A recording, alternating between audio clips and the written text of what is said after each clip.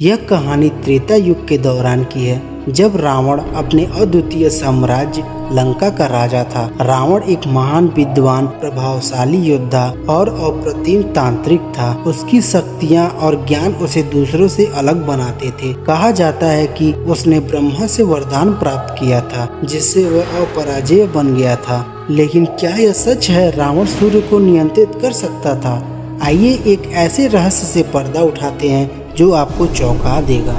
कहानी की शुरुआत होती है जब रावण अपने राजमहल में ध्यान मग्न में बैठा हुआ था। उसकी आंखें बंद थी और उसके चारों ओर मंत्रों की गूंज थी। तभी एक संदेशवाहक ने उसे सूचना दी कि ऋषि अग्निवेश स्वयं लंका पधारने वाले हैं। यह सुनकर रावण ने अपनी आंखें खोली। ऋषि अग्निवेश एक महान ऋषि थे, जिनका ज्ञान ब्रह्मांड के रहस्यों से भरा हुआ था। कुछ समय बाद ऋषि अग्निवेश रावण के महल में आए। रावण ने उनका आदर पूर्वक स्वागत किया और पूछा, हे महर्षि, आपके लंका पधारने का उद्देश्य क्या है? ऋषि अग्निवेश ने गंभीरता से कहा, रावण, मैंने तुम्हारे ज्ञान और शक्ति के बारे में बहुत सुना है। यह भी सुना है कि तुम इतने सामर्थ्यवान हो, तुम सूर्य को भी नियंत्रित कर सकते हो।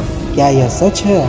रावण मुस्कुराया और बोला, हाँ, ये सच है। मेरी साधना और तप से मैंने ब्रह्मांड की शक्तियों को अपने वश में कर लिया है। यदि मैं चाहूँ तो सूर्योदय को रोक सकता हूँ। ऋषि ने चुनौतीपूर्ण स्वर में कहा, यदि यह सच है तो कल सुबह दिखाना। मैं देखना चाहता हूँ कि क्या तुम वास्तव में प्रकृति के नियमों को बदल सकते हो। रावण ने बिना झिझक उस चुनौती को स्वीकार कर लिया। रात हो चुकी थी। रावण ने अपने मंत्रियों और तांत्रिकों को बुलाया।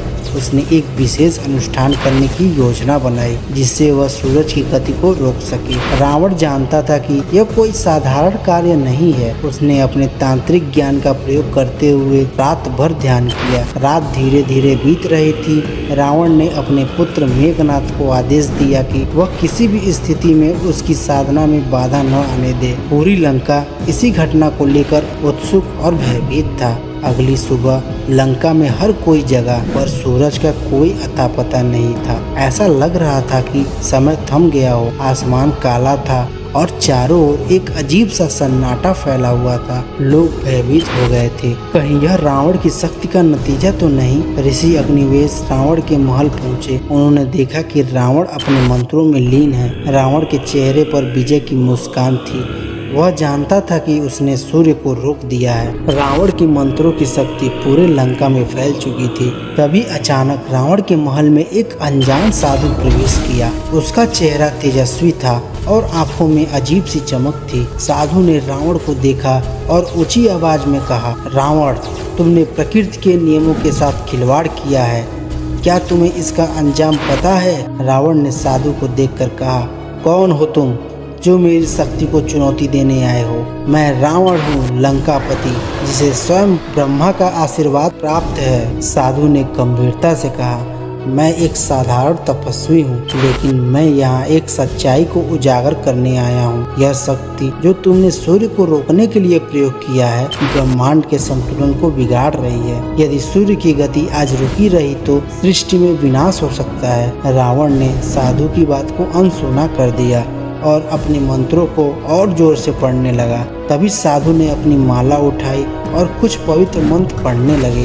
तभी एक तेज रोशनी चारों तरफ फैल गई और रावण की साधना में विघ्न पड़ने लगा। रावण ने गुस्से में आंखें खोली और साधु से कहा, तुम क्यों मेरी साधना में बाधा डाल रहे हो? मैं तुम्हें इस धृष्टता के लिए दंड दूंगा। साधु ने शांत स्वर में कहा, रावण, मैं वही हूँ जिसे तुमने हमेशा नज़रअंदाज किया है। मैं सत्य हूँ।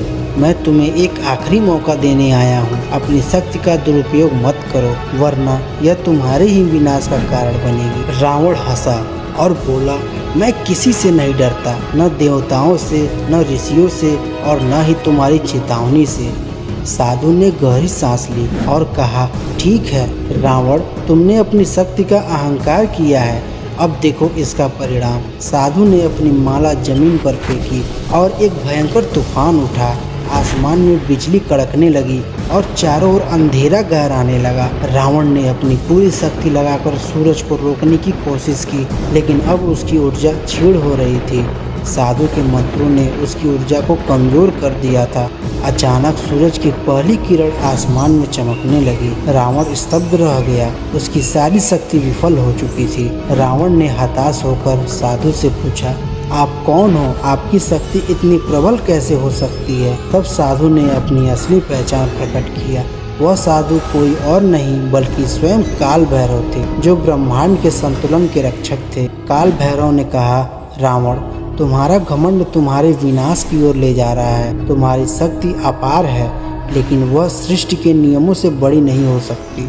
आज का यह अनुभव तुम्हें याद रहेगा, लेकिन याद रखना, यह तुम्हारे अंत की शुरुआत है। रावण ने अपने घमंड को महसूस किया। उसने अपना सिर झुकाकर काल भैरव से क्षमा मांगी, लेकिन उसे पता चल गया था कि उसके कर्मों का फल उसे एक दिन अवश्य मिलेगा। काल भैरव ने रावण को चेतावनी देकर वहां से प्रस्थान किया। सूरज पूरी तरह आसमान में चमक उठा, लंका में रोशनी फैल गई और लोग इस अद्भुत घटना को देख हैरान रह गए। कोई भी शक्ति सृष्टि के नियमों को हमेशा के लिए बदल नहीं सकता। रावण ने अपनी हार स्वीकार किया, लेकिन उसके मन में एक डर बैठ गया था कि कोई भी शक्ति सृष्टि के नियमों को हमेशा के लिए नहीं बदल सकती। यह कहानी हमें यह सिखाती है कि चाहे कितनी भी शक्ति क्यों न हो, प्रकृति के साथ खिलवाड़ करने का अंजाम बुरा ही होता है। रावण की शक्ति भी सृष्टि की व्यवस्था को नहीं बदल सकी और उसका अहंकार ही उसके विनाश का कारण बना। यह घटना सच में हुई थी